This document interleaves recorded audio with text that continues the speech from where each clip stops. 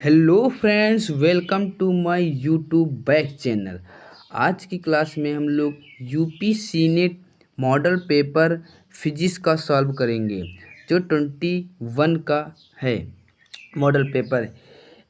इसी model paper के through जैसे पेपर बनते हैं जो बिल्कुल बेसिक टू एडवांस लेवल के क्वेश्चन आते हैं।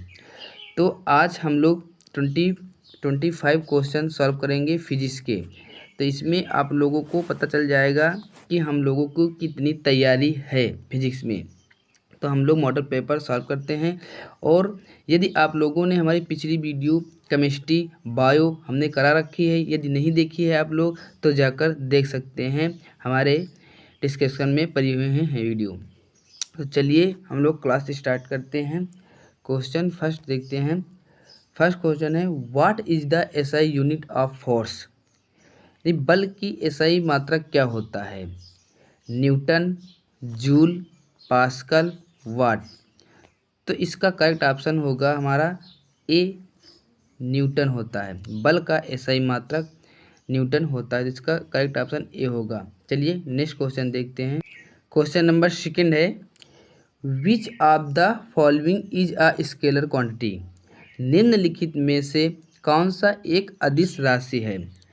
Force, velocity, work, acceleration. चलिए इसका उत्तर आप लोग बताइएगा। देखिएगा, वेक्टर क्वांटिटी एंड अदिश सदिश एसआई यूनिट यानी कि मात्रक एंड विमाएं, इनसे 1 से 2 क्वेश्चन जरूर यूपी सीनेट में पूछे जाते हैं। यदि आप लोगों ने इसकी तैयारी नहीं की है या नहीं आप लोगों को कंप्लीट है तो आप लोग कंप्लीट कर लीजिएगा, क्योंकि 1 से 2 क्वेश्चन यूनिट और डायमेंशन से ज़रूर आते हैं। तो इसका करेक्ट ऑप्शन हमारा होगा कार्य। कार्य जो होता है एक अदिश राशि होता है। चलिए नेक्स्ट क्वेश्चन देखते हैं। What is the speed of light in vacuum. निर्वात में प्रकाश का वेग कितना होता है? बहुत इंपॉर्टेंट क्वेश्चन है। 3 गुणे 10⁸ मीटर पर सेकेंड, 1.5 गुणे 10⁸ मीटर पर सेकेंड, या 3 गुणे 10⁶ मीटर पर सेकेंड, या 9.8 गुणे 10⁸ मीटर पर second.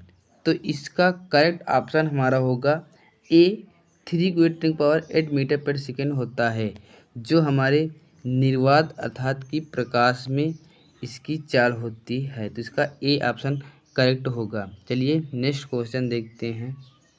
Question number 4, the property of a body to resistance change in the its state of motion is called.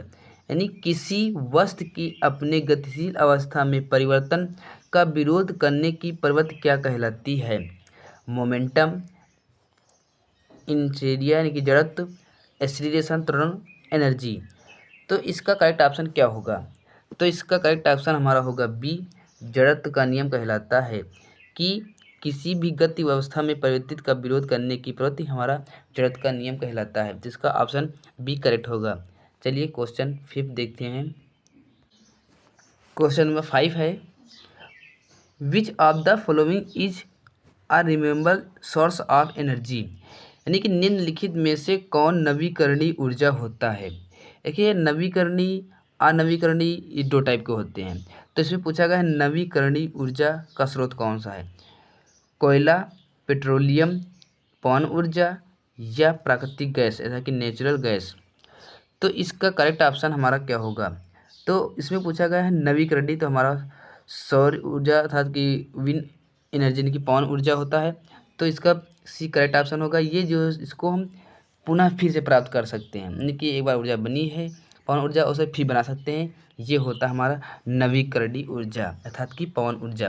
तो इसका सी ऑप्शन करेक्ट होगा। चलिए नेक्स्ट क्वेश्चन देखते हैं। What is the unit of power. यानी शक्ति का एसआई इकाई क्या होती है? जूल, वाट, पास्कल, न्यूटन। तो ये शक्ति का एसआई मात्रक हमारा होता है वाट, यानी बी इसका करेक्ट ऑप्शन होगा। शक्ति का मात्रक वाट होता है। पास्कल हमारा प्रेशर का होता है, न्यूटन बल का होता है, और जूल हमारा शक्ति का हो। Question number 7, the time taken by a pendulum to complete one oscillation is the called. एक दोलन पूरा करने में लंबवत द्वारा किया गया समय क्या कहलाता है? फ्रीक्वेंसी, टाइम पीरियड या एम्पलीट्यूड या वेवलेंथ, यानी कि आवर्तकाल या विस्तृत या तरंगदैर्घ्य। तो एक दोलन को पूरा करने के लिए लंबवत द्वारा किया गया समय क्या कहलाता है? तो इसका करेक्ट ऑप्शन हमारा होगा बी। करेक्ट ऑप्शन होगा आवर्तकाल हमारा जो होता है एक लंबवत की द्वारा किया गया समय को कहलाता है दोलन के द्वारा। चलिए नेक्स्ट क्वेश्चन देखते हैं। क्वेश्चन नंबर 8 है the pendulum of light when its past from on pendulum and the another of the called. जब प्रकाश एक माध्यम से दूसरे माध्यम में जाता है तो उस समय होने वाला झुकाव क्या कहलाता है? यानी कि कोई एक सनलाइट है, मान लो एक चिकने तल से ये कोई चिकना तल है, इसमें से टकराती है एक आपतित किरण एक परावर्तित किरण, इधर से आती है और उधर से जाती है, तो इसके बीच में झुकाव क्या कहलाता है, ये पूछा गया इसमें।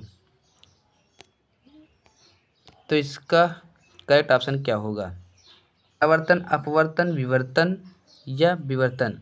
तो इसका करेक्ट ऑप्शन होगा हमारा ऑप्शन बी, अपवर्तन कहलाता है। एक माध्यम से दूसरे माध्यम में जाता है तो उसका झुकाव अपवर्तन कहलाता है। चलिए नेक्स्ट क्वेश्चन देखते हैं।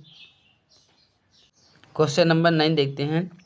Which of the following law state the every action has on equal and opposite reaction.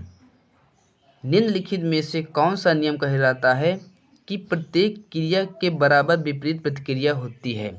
Newton का फर्स्ट लॉ या न्यूटन का सेकेंड लॉ या न्यूटन का थर्ड लॉ या न्यूटन का गुरुत्वाकर्षण लॉ, यानी कि गुरुत्वाकर्षण का नियम। तो इसका करेक्ट ऑप्शन कौन सा होगा?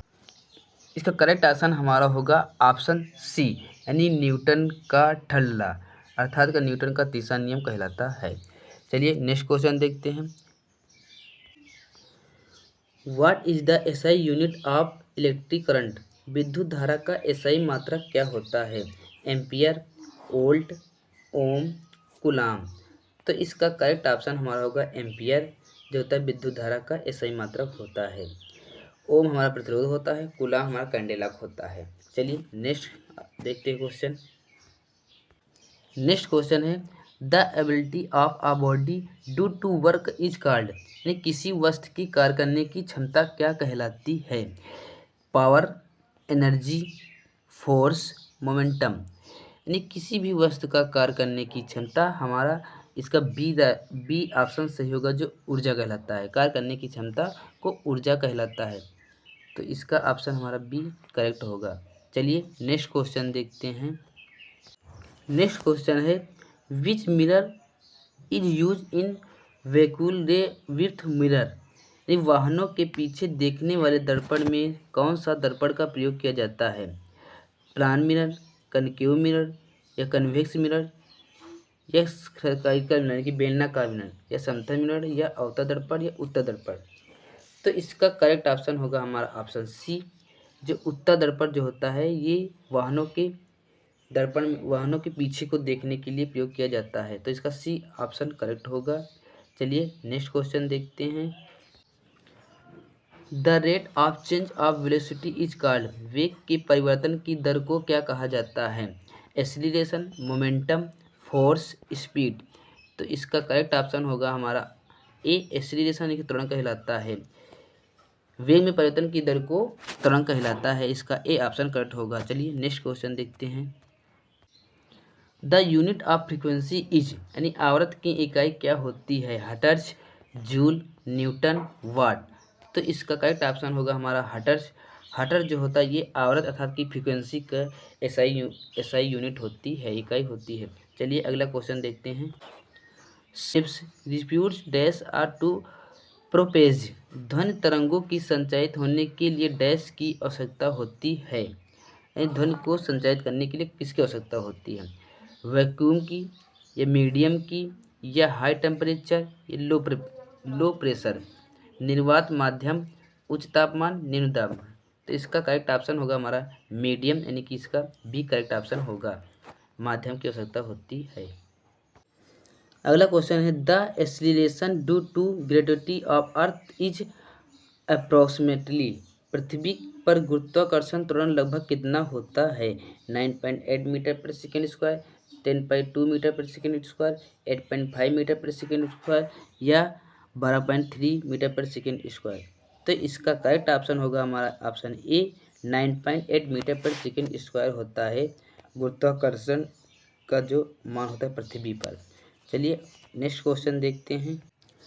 The device use to measure electricity current of is called. विद्युत धारा मापने के लिए किस यंत्र का प्रयोग किया जाता है?